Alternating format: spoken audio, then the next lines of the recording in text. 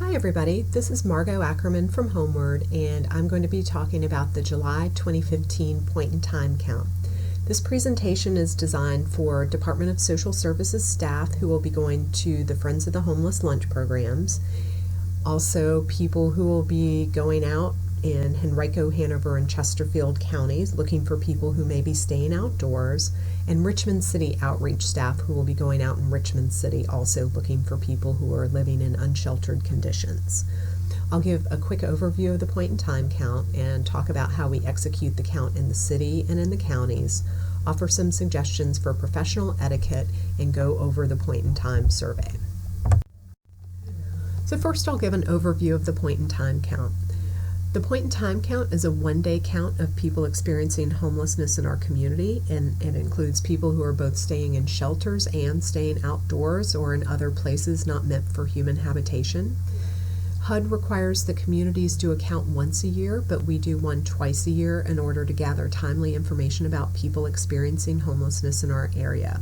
We also know that homelessness looks different in the winter and in the summer, because in the winter the city opens the cold weather shelter, so people who might otherwise be staying outdoors or staying in a shelter, and in the summer we don't have that resource available, so our unsheltered numbers actually tend to be higher in the summer than they do in the winter, though our overall numbers tend to be lower because we don't have the cold weather shelter open. And last January there were over 100 people staying there on the night of the point in time count. This will be our 9th annual summer count, and we use the results to estimate the number of people experiencing homelessness in our community, as well as in programming, planning, and funding applications. We use the Department of Housing and Urban Development, or HUD, definition of homelessness, which includes people staying in emergency shelters, transitional housing, and safe havens.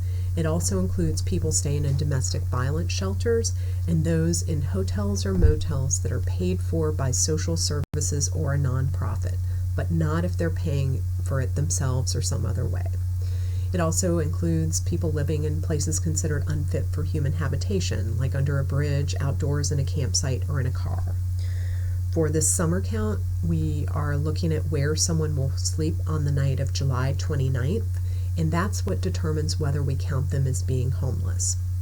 We do, in our activities during the count, actually survey some people who are not currently homeless, and from that we can make some comparisons between those who are currently homeless and those who are not, and we can look at risk factors for homelessness. In the city, the main components of the count are St. Paul's Episcopal Church. They have a large meals program, and we'll have about 60 volunteers there to survey clients. We also have other congregational lunch programs put on by Friends of the Homeless that Richmond Department of Social Services staff go to and survey people.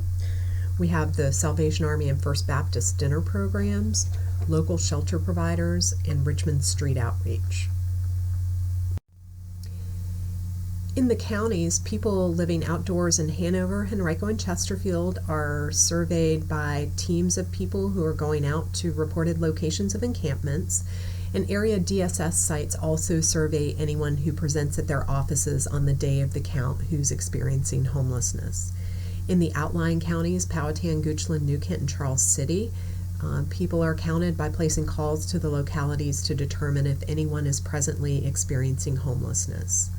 Additionally, shelters located in the counties participate in the point in time survey. Just a few suggestions for professional etiquette. You should meet at your designated time and location on Thursday, July 30th. Please be on time. If you're late, you can hold up the entire team or get left behind.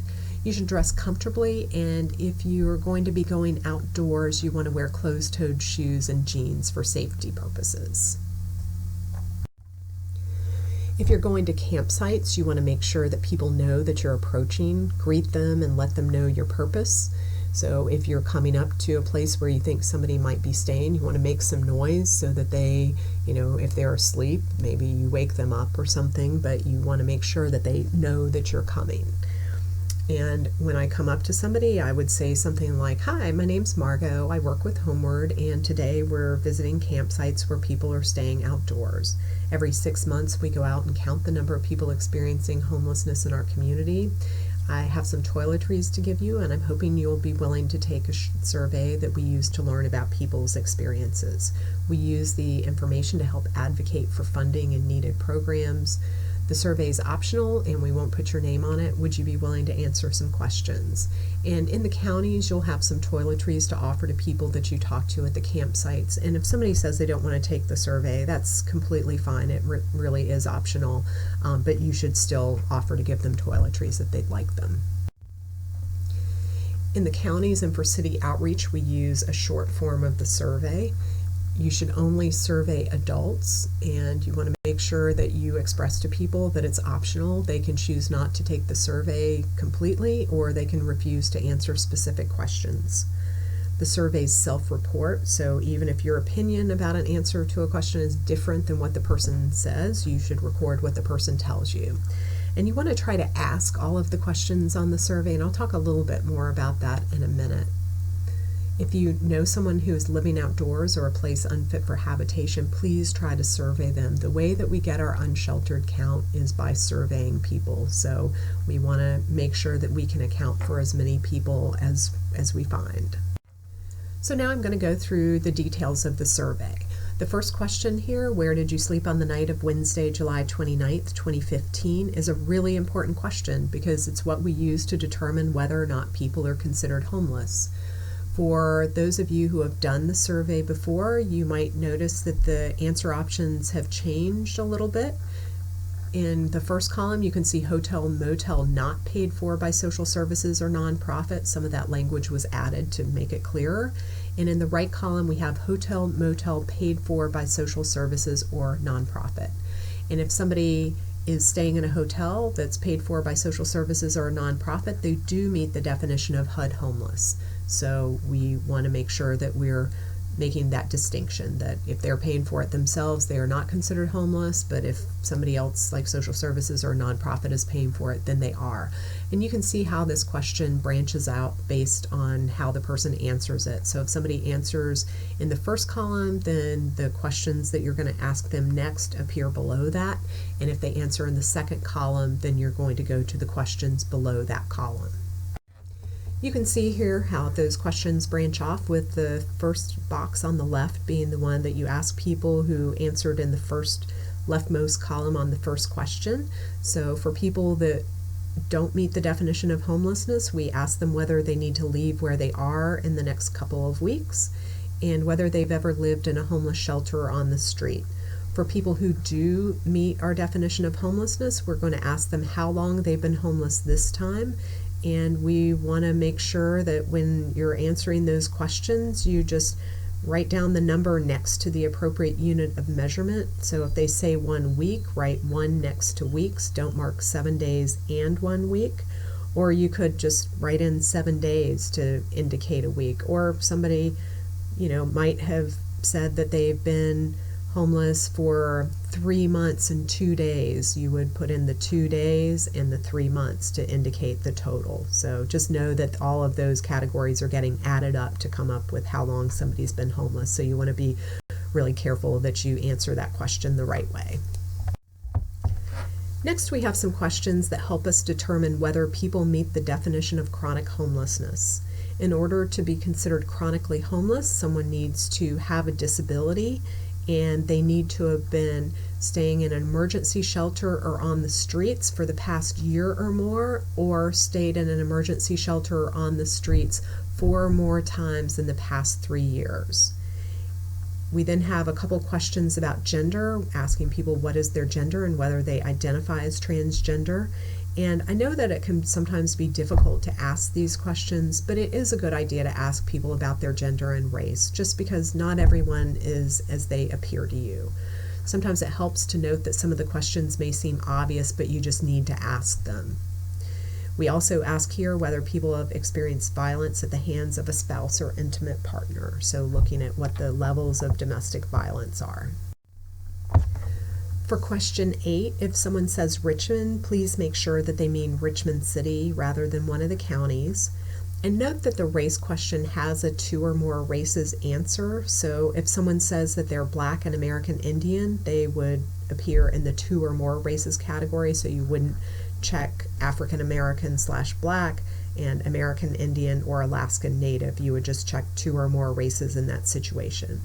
Please be sure to answer question 10. Hispanic Latino is considered ethnicity, not race, and sometimes that question just gets overlooked because I think people feel like they've already answered that question by answering the race question. It's actually 2 different things, so if you can just keep that in mind when you're administering surveys to people, that would be great. And for age, you just write in the person's age. These next 3 questions give us information that we can use to help determine whether somebody's been surveyed more than once.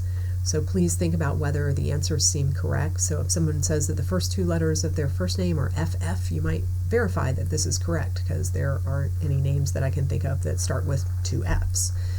On the highest level of education question, keep in mind that if someone says that they got through 11th grade, their highest level completed would be middle school since they didn't complete high school. And marital status breaks out people who are single and never married. So if someone says they're single, you should ask whether they've ever been married just in case they fall into the divorced category or widowed or another category there.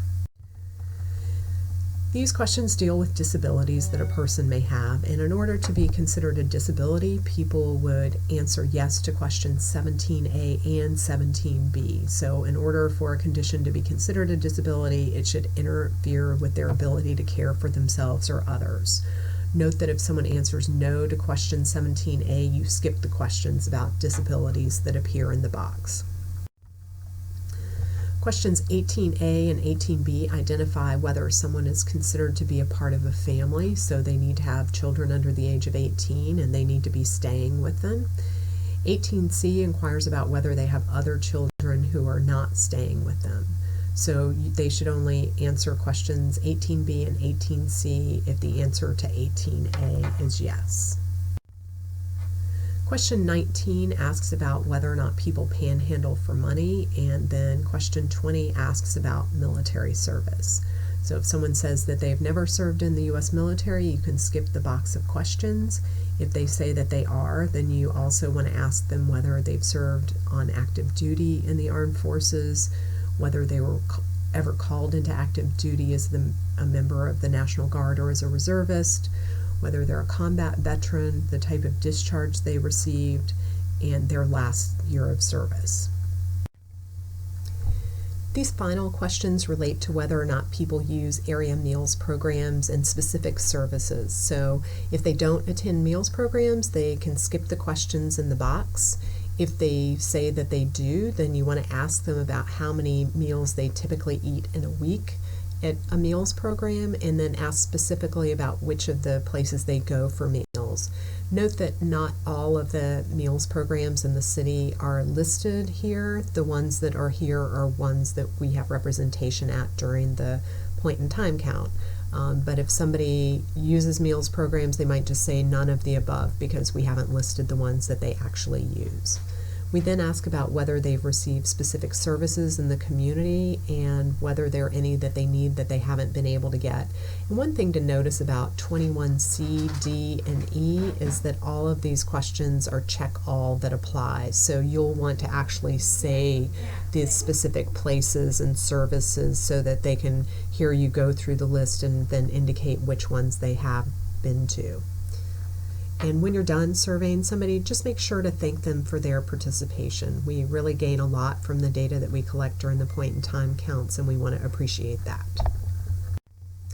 If you have any general questions about the point in time count, you can contact me, and here's my email address and my phone number. If you have questions that are specifically related to the point in time in Henrico or Richmond, I'm the person to get in touch with. If you have questions about Chesterfield, then Erica Schmalley is the person to get in touch with, and her contact information is here. And I just want to thank you all for your help in conducting the point in time count. There's no way that we could survey as many people we do as often as we do without the assistance of staff and volunteers that help us out, and we couldn't do it without you, and we really appreciate it. On the day of the count, if you have any questions, you can call me. My cell phone number is 869-3746. If you are looking for something related to Chesterfield, then Kelly would be the best person to get in touch with, and her number is 909-1041. So if you have any questions, please let us know, and thanks again. We're looking forward to seeing you next Thursday.